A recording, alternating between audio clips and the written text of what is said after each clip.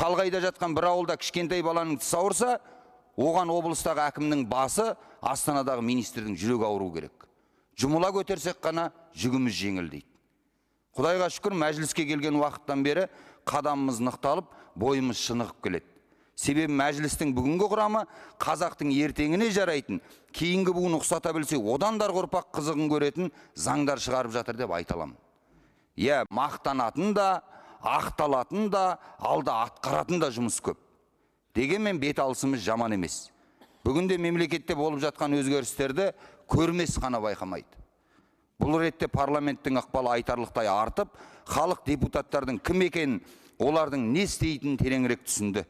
Мәжілісте апта сайын сауал жолдап, үкімет мүшелерін сұрақтың астына алып жатқан депутаттарға қарап, халықтың ойындағы өшкен үміт қайта тірілді.